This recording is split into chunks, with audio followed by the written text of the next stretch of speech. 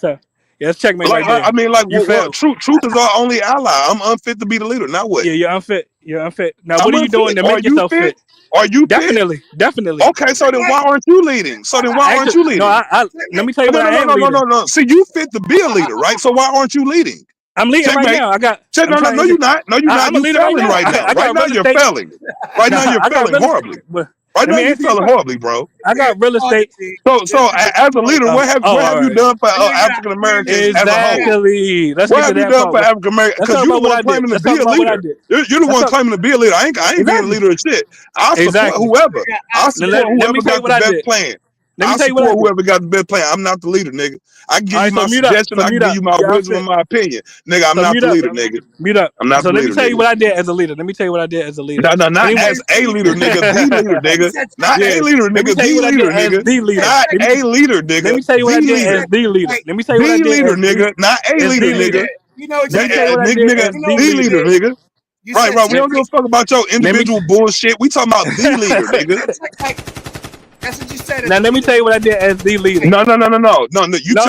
tell us what you did for all of African Americans. Exactly. Now let's get to that part. Nothing, because you Let me get all to that talk, part. no work. Let me Work answer that. Trump talk, nigga. Work Let me Trump answer that. talk, nigga. Let me answer that. Now, anyone listening, you can literally go to my page. You'll literally Go to see your what I page. did Is in that my what you community telling niggas to in go to your Howard page, County, go Maryland. surf the web? Now you That's what can you telling literally go niggas to to my go page. surf You'll the see what web? I did. Wow. You'll see what I did. Wow. I did work in my community that you never did. Right. He did work. Checkmate. That's past tense. That's Now, past tense. yeah, I did. I We in the did it. present. We talking I about did it. present What moment have you right done? now. What have you done? Right now. What Hey, the look, you receipts? the one claiming to be a leader. I'm telling you in real time I'm Exactly. So not a let me tell leader. you what I did. I'm Let me tell telling you you what I right did. now, I'm not the leader, nigga. I'm not the one. Well, I am. So mute up. Let me tell Okay, you. so right. You judge So a man by I his want actions. make sure, I Yeah, want so y'all mute up. all to So hear mute that up. he's So saying mute he's up. the Mute leader your of mic. all you niggas, and that nigga just put a target on his back because COINTELPRO been looking for your dumb ass. So So go you ahead, scared of the white tell man. us. Just say you scared of the white man. Just say you scared of the Nah, I crowd. ain't scared of no Yeah, fucking you white scared of the man. crowd. I don't think But nothing let about him. me tell you what I did in real life, though. Let me tell you what I did in real life. It's a tick. It's a They Let me been tell you looking what I for did this in real nigga life. for a Let me while, tell you what I cuz. did in real life. Oh, I guess you don't want the Yeah, they answer. So spent fuck you, then, billions of bitch. dollars to find this nigga. Where the fuck you been hiding at, cuz? Checkmate. That's an All right, but let me give you an example of what real No, leadership looks like. cause now that we know who the leader is, now we You can heard? blame all this shit on your ass. You a horrible All right. motherfucking leader, nigga. Look at the condition of the fucking African Americans, nigga. We holding you a wholly responsible Yeah, for this hold me shit. responsible. Let me tell you what I When did. exactly do you want to take your Exactly. motherfucking sentence and your Yeah, let me punishment answer that. for being Let a me answer that. crappy ass Let me answer fucking that. leader, nigga? Let me answer that. Those are And ticks. You're right. You're right. That's Asperger's. The dude, something's wrong. Something's wrong here, y'all. all right, but let's get to what I actually did in my community that you niggas never did. Asperger's. Now, anyone listening, you can literally look up Asperger's. Long Reach Village Center, Columbia, Maryland. Checkmate. All right, and to the host, can everyone go around the panel? Let's compare what we did in our communities. Can we do that? Can we agree to that to the host? Everyone Nope. go around the panel and we talk about what we did in our communities tangibly. Can we do that? Checkmate. Don't get quiet now. Can everyone on this panel? I'm gonna go first. I'll go first. Booty clapping checkmate. And I'll go first. But can we agree? Everyone on the panel, let's speak about what we did in our communities. Can we All agree? right. Yep. Come on, let's go. Yes. All right, and I'm gonna go first. Yes. And this is a small percentage of what I did. Now, literally, anyone looking this up, you have a former slave plantation where I'm from in Columbia, Maryland. It's called Long Reach. Now, in our village center, the county and a third-party corporation had plans to build condominiums and gentrify our community. I successfully, pardon me, led the resistance to stop the condofication of my community, and instead I advocated successfully to bring in nonprofits and businesses specifically that are owned by Black Americans. Matter of fact, I'm gonna shout some of them out. You have Power 52. Let me shout them out. Yeah, much love to the host. You got Power 52, which is a free trade school that anyone between the ages of, I think it's 12 and 55 can go to. You also have something called Every Kid Could Cook, which is a 501c3 that teaches young Black American youth how to cook healthy meals and vegan meals specifically. Additionally, we have the African American Art Museum in Long Reach Village Center. And in closing, because I don't want to just sit here and brag and boast, but additionally, professionally, I'm a lobbyist. I'm an anti-abortion lobbyist, and I advocated against illegal immigration, et cetera, et cetera, et cetera. But now, next panelist, let's say what you did in your community. Yeah, so anybody can get a fucking 501c3. That's not But talk about what you did though, brother. a comment. Okay, yeah. So I've taught thousands of people online, right? The difference between lions, tigers, panthers, and jaguars. I've also taught thousands of people online, right? All around the world that God is light and light is electromagnetism. I've also enlightened people into the knowledge of plasma cosmology, which is a total difference and a alternative to Big Bang cosmology. For those out there who is into science, STEM, you know what I'm saying, those type of things. You know what I'm saying. I bought understanding to some of the things that we have in our community, like the etymology of Mexim. You know what I'm saying, which is something that goes on in our community. You see what I'm saying? So I've done a lot of teaching, you know what I'm saying, over the years, you know what I'm saying, in the community. You know what I'm saying? On top of that, you know what I'm saying, in my own city, we done built a bunch of greenhouses and farms and stuff all over the city, you know what I'm saying? We've done a bunch of security gigs and shit for a bunch of black prominent figures. Y'all done probably seen them in the news, but y'all just didn't know it was us. But yeah, so we've everybody's done things in the community. So I like I said, we could sit here and try to yank tallywhackers and try to No, let's hear the other people though. Like, let's hear everyone's but input. that's all of this shit is This is a great non-sequitur. conversation though. Let everyone else get in. Oh, non-sequitur. It's called shifting the burden. It's yeah, it's all non-sequitur. Yeah, it's all non-sequitur. So let me wait. Hold on, brother. Yeah, go ahead. Everybody on the panel. So let me just tell you what I've done. Okay, I created Charleston Fashion Week. I'm the creator of Charleston Fashion Week in South Carolina, Charleston, South Carolina. You know what I'm saying? Me and my ex-girlfriend, Ayoka Lucas, created Charleston Fashion Week, which is now a multi-million-dollar event every year. You know what I'm saying? In February.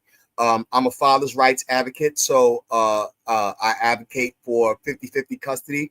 You know what I'm saying, between separating and divorcing parents. You know what I'm saying, in high conflict custody cases. So I also advocate for legal literacy, and I teach people about the law and how to understand how to write legal pleadings and legal, you know what I'm saying, documents. You know what I'm saying. That Black folks have done a whole lot. I've been banging in these streets since before there was a daggone Google or freaking YouTube. You know what I'm saying? That's where I met Sarnetta in the whole nine, arguing on the corner on 125th. You know what I'm saying? And debating since when y'all Negroes, some of y'all, not all of y'all, you know what I'm saying, was still in Pampers. You know what I'm saying? So, yeah. Yeah. And now I want to file my objection for relevance, because you tend to continue to do those kinds of personal attacks. What do you do? And what did you who's your parents and all of that stuff is real. Well, I can't answer that, brother. I can't answer that. Shut the fuck up. I'm not done. Oh, all right. Go ahead, brother. Have some decorum, like you've been requesting from everyone else. You can do that the same thing too. Brother, you being sassy. That's just nigga, I positive. need you to have some decorum, bitch nigga. Laurel just got finished washing you and dragging you up and down the street on the concrete by your face. Brother, you don't got a booty clap for him. He actually is wrong. I need you to shut the fuck up. I'm not done. This is all my right. show. Do you want to answer about the relevance, though? I want to say. I get to say what I want to say. I've been quiet, bro. I went and laid down and sat over here and laughed my ass off with the checkmates. Yeah, I was cooking them. Yeah, I was cooking. Hold on. So yeah, Sister Ray Ray was right on it. She was right on it. It's a tick, right? It's a psychosomatic freaking social, you know what I'm saying, sociological tick. And this is what people do when they become defensive, but they want to try to act like, you know what I'm saying, they're winning. You know what I'm saying? It's chicken on the chessboard, shitting and clucking and knocking over the pieces and thinking they're winning when they're really not doing anything. You know what I'm saying? And it's so sad that we have this problem in our community, especially with a lot of these cats that are, you know what I'm saying, primarily conservatives. You know what I'm saying? Trying to argue, you know what I'm saying, their position. They're pandering to white penis. They juggle and pasty nuts, and that's what they're doing. And they come over here and then try to freaking goddamn incite these arguments instead of just, you know what I'm saying, yeah. All right. Do you want to answer about the relevance part? So yeah, I've done a lot in the community as well. Yes. And I can go on for days, but you know what I'm saying? I'm a martial arts instructor, so 90% of all of Syracuse calls me Sifu. All of the kids out here, I teach martial arts. I'm in African drumming and dance, you know what I'm saying, ensembles. I teach music. I teach martial arts. I teach tattooing. I teach all of that shit. I'm all over the community. If you come to Syracuse talking that shit, you might get bodied just for saying something By foul. who? By who? Anybody. All right, I got family up there, so anybody in Syracuse. I got family up there. But the boy, they call me Ninja, they call me Sifu, and they also call me the Rasta Man. All right, well that's what's up. I'm that dude over here. But let me answer your question about the relevance, though. It'll be so brief. I never asked you a question. Actually, you did. You objected. You objected. I have no questions for you, bro. You might have forgot. I never asked you a question, but if you want to create a question just so you can fucking goddamn get a little bit more airtime and fucking goddamn your own doodads. Well, can I ask you? Hold on, brother. Why are you being sassy right now? We still got other people on the panel that want to stroke their ego and say what they done done. Stick a dick in your throat and shut the fuck up. So we going around, brother. Ask you a question. Yeah, brother. Like, share the mic, brother, please. I'm literally not King Naga, you know. I'm literally not even sure interested is, in anything that you have to long, say at not this longer point. than yours. Because brother, pass the mic, brother. Pass the mic. Because of your information. You gotta let him land his plane, because of your behavior. You know what I'm saying? And your trollish behavior, I literally have lost all desire to hear anything from you, honestly. You know what I'm saying? All right, brother. You might have forgot the subject. Pass the mic, though, brother. I need to eat a dick for a second. It's not about me, brother. It's about what we It's my show, bro. It's my show, and we're about to close this out. How many hours we been on? 5 hours, bro. Yeah, so pass the mic so other brothers can get in, brother. Please. I just want to say this real quick. My show. This is not your show. This is not your platform. How about you suck on a fucking goddamn hard penis and shut the fuck up? You say you got dick on this brain. When the last time you been with a woman? No, I think it's you. When the last time you been with a woman, brother? Bro, like that's non secular, brother. Over here trying to diddle everybody. You say he ain't answer that. Pass the mic, brother. Pass the mic. You're trying to diddle everybody's doodads, and I need you to fucking goddamn just. All right, brother. Pass the mic, brother, please. How about you just shut the fuck up and just get off? How about we just kick you off the panel? So you can watch from the audience. I mean, I'm sure A1 at this. If you that hurt, brother, all right. I'm sure A1 at this. About to end this, so I don't want to take anybody if off. I requested it, if I requested it, I think we'll A1. end it because it has been a long 5 hours. I appreciate everybody who came up here. I appreciate. And I've been cool, bro. I did my presentation. We deviated from that. We deviated from the topic. Yeah, hold on 1 second. I have a question from Brother Shabazz. Come on. Well, he says, come on, y'all. Don't degrade to calling names. But he did have a question. He said, how do I get on these the brother's been doing that all night, even when people have been trying to be respectful with him, even though they have opposing views. See, the problem is bitch niggas will go to name calling and ad hom fallacy arguments when somebody simply disagrees with their position. Brother, I'm not hurt. Why you hurt? I didn't ask you for shit. But why you hurt though, brother? You PMSing, bro. You need to stick a dick back in your throat. You have been calling names and accusing people. You've been nasty, yo. Twerking for he's been disrespectful, but I'm not mad, bro. Why is he mad? Why is he sad? You're a homosexual Freudian slip. You're a homosexual Freudian slip, my dude. Brother, pass the mic so other people can get in, bro. All night. There's other people that want to talk about what they do in their community, bro. Pass the mic. We're about to close out. I'm about to. All right, well, let someone else say they found the words, bro. Suck the dick and just shut the I want to give like my little thing. Faggot ass boy. Hey, listen. I'm sorry. I don't mean to. He's bug broken. No. I'm gonna yell at you, sis. You're the one. Can I say something real quick? You're the one who's talking in the room, yes. Let the sister talk. I want to say this. Back in, I was really heavy with Sarah Sudin Gorilla Mainframe, and that whole thing got dismantled. I'm not sure if you guys know about Rakeem Balagoon. He's currently in prison. He did go to federal prison, being called a Black Power terrorist and stuff like that. But he's currently in prison. But he actually owned the Gorilla Mainframe and I think the Huey P. Newton Gun Club, and so that was a really big thing in the Dallas community. But a lot of that thing had got dismantled when that young man did what he did in downtown, kind of like cane those police officers. So, he was shooting, downtown. So a lot of that stuff got dismantled. And so at around the same time I was doing the Pan-African Community Think Tank, but I would love to put something like that back together again, because at the time, we had came up with some great ideas on how to help the community. I would love to put back together a community think tank, because I was really following Dr. Claude Anderson's lead, what he says that about, right? So I created a Pan-African Community Think Tank, at the time. And, we came up with ideas and, but the thing was that we just didn't have the money to execute the idea. Yep, So that's what it always comes down to. at some point we'll be able to probably revisit that and maybe get like some funding to do the things. But I'll say this is that, when it comes to me, I was the web developer for Black Power Cartel. If you ever was back in the day, African Glory, a lot of like Cyrus and SETI stuff. And then, now I am the owner of Alchemizing Energy, and that's my channel. My channel is DJ Genesis Detroit. Yes. Which is also so. Oh, sure. I So just subscribed to your channel as well. Yeah, please check me out, because I'm really here to I just shared it. Yeah, please come to my channel at DJ Genesis Detroit and please support, because I'm always trying to bring more consciousness.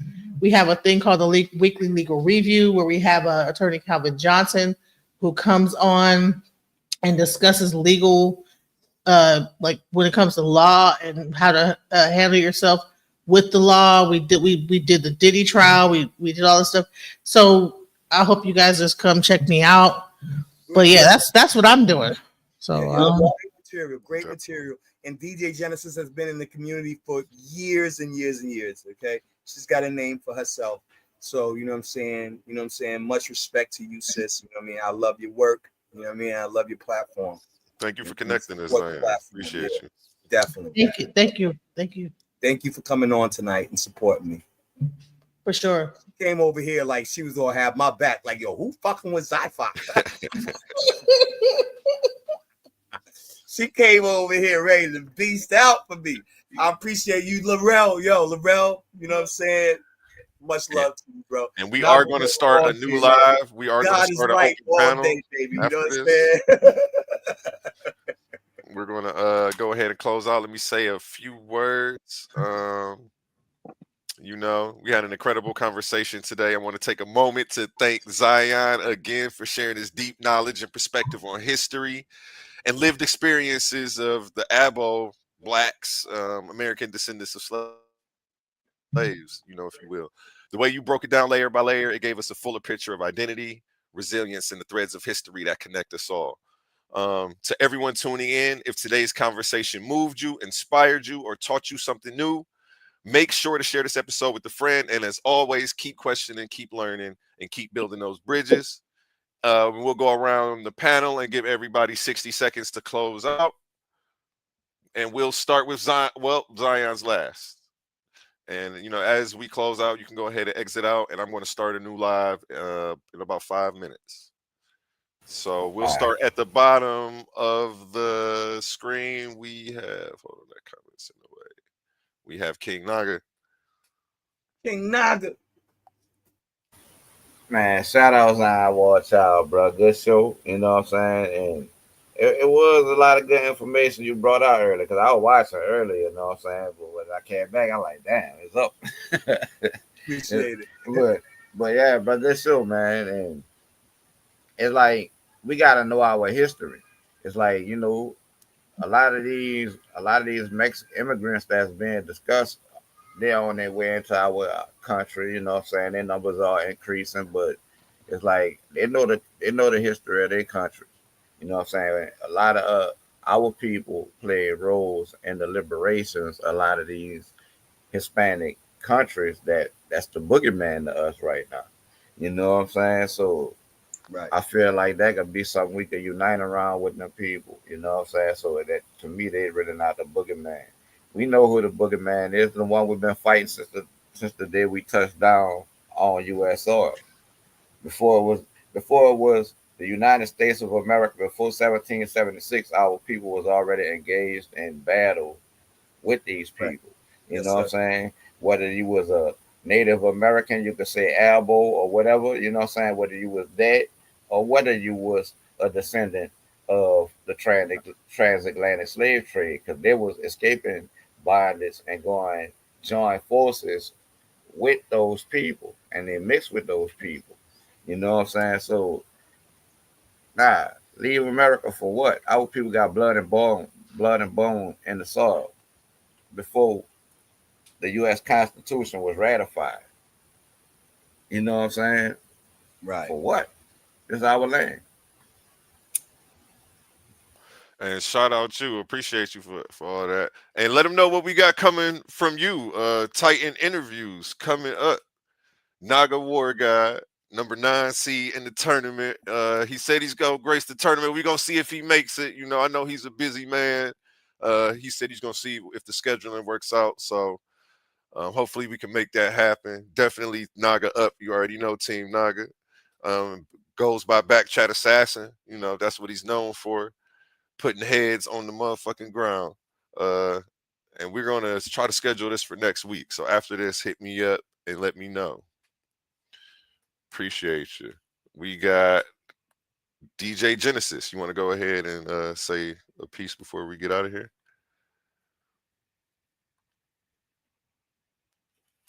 If not, then it'll be on Genesis, Zion. you there?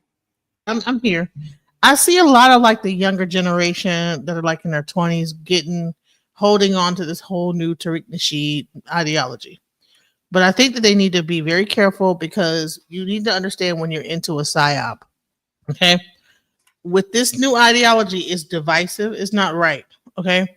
We should not be fighting against our brothers and sisters in Africa or the Caribbean. Now, we don't have to follow what they're doing. If some people that we don't know what all of them feel. We just know what some of them feel that are going along with whatever they're the young people. They're seeing us doing it. They're following our lead, right? If we're the leaders, then we have to be the ones to. If we consider ourselves like we're the best, you know, we are the creators of hip hop. We're the creators of this, and we are the makers of everything. Why would we then turn around and created a situation to where they can then follow our lead and be against us? You know what I'm saying? And we're the leaders, right? Well, America, we're part of America, and we're the ones that everybody follows after. So now we're going to create a situation where we're becoming divisive. And if everybody follows our lead, then they become divisive as well. I think that we need to grow up and stop the BS. Hey, Absolutely. That's facts. Wise words from DJ Genesis from Detroit. Make sure you tap into her channel and subscribe. I definitely did. And I'll be checking out some of your content for sure.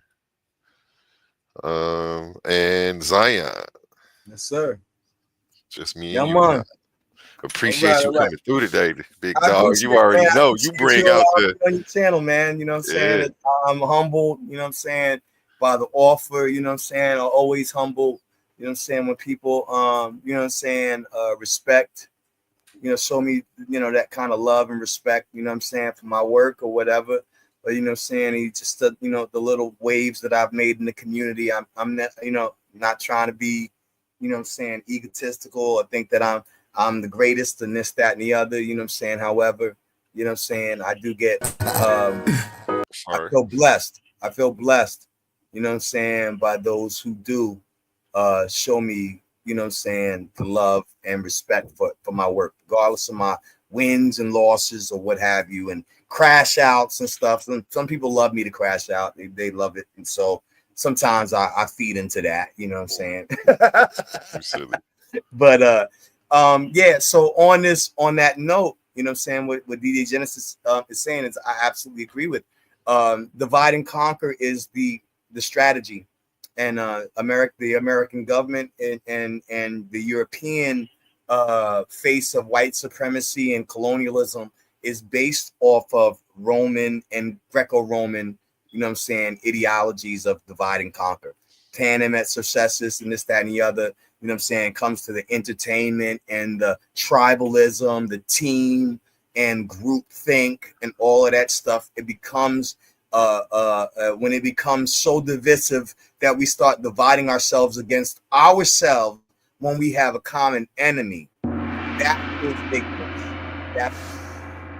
That's retarded, y'all. Okay, so regardless of whether you're from the Pacific Islands or you're from Tasmania or from Melanesia or from South Africa or from, you know what I'm saying, the American, you know what I'm saying, Native American, Caribbean, and islands and what have you,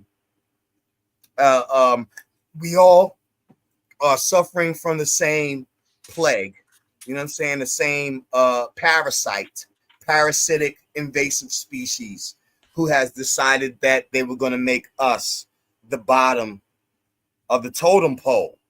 You know what I'm saying? And I say that literally and figuratively. And I think that we need to really to really take a good look at ourselves and be careful that we don't become divisive against ourselves and this Willie Lynch, you know what I'm saying, ideology start warring and fracturing against ourselves, fighting against ourselves, because it's easier to fight us than it is to fight our adversary. That can be problematic. And so then we turn around and we get Stockholm syndrome, like that brother that was on for the last. He's got Stockholms. The brother's got Stockholms. You know what I'm saying? And now wants to turn against those who have the same interests. And that's a problem with our Abos. That's a problem with, you know what I'm saying, my own Israelite community. That's a problem with my, you know what I'm saying, my Muslim brothers and, you know what I'm saying, Moorish brothers and sisters. We have to stop dividing ourselves when we are still in a battle, in a war against white supremacy and white and systemic oppression. So with that said, love you, brother. Appreciate you. Thank you for bringing me on. You know what I'm saying? Big shout out to the audience, Ray, all y'all, you know what I'm saying? DJ Genesis, Big Hemi, you know what I'm saying? All y'all, Naga World, appreciate y'all coming through and mopping that boy, dragging him back and forth across the concrete. You know what I'm saying? Yeah, I appreciate that. So I appreciate you guys. You know what I'm saying? I love y'all. You know what I'm saying? Rastafari live. And we're going to close out with a song by Hemi. He went ahead and got some ad space. If anybody needs some ad space with the upcoming tournament, we are sure to have a lot of eyes on the channel. Go ahead and hit me up at TitansDebateLeague@gmail. Get at me ASAP. Here goes Hemi's new hit. Featuring Neil Love, Out My Body. Out my body. Look. Galatians 5:25. If we live in the spirit, let us also walk in the spirit. I'm talking about, I ain't moving off height. I'm moving off him, out my body, but I'm locked in. Let go. My body filled up, I ain't lacking. Holy Spirit slid, had me dancing and attacking. Devil in the way, then you know we get to clapping. Ephesians 6, so the whole squad packing. I'm on my body, I be walking in the flames. Isaiah 54, ain't no weapon got a name. Moving in the spirit, I ain't worried about the shame. Covered in the blood, I be stepping unashamed. I be stepping like David, got the praise in my feet. Had to get Goliath, tryna whisper in my sleep. Every move, holy led, I don't dance all deep. I be shouting in the spirit while I slide on the seat. On like Paul, when I pop out, I'm protected. Tried to flex and flesh, had to learn I was rejected. Now I'm spirit checked, I ain't moved by affection. Lieutenant 19, not your surface with no question. I was down bad, now I'm up in my zone.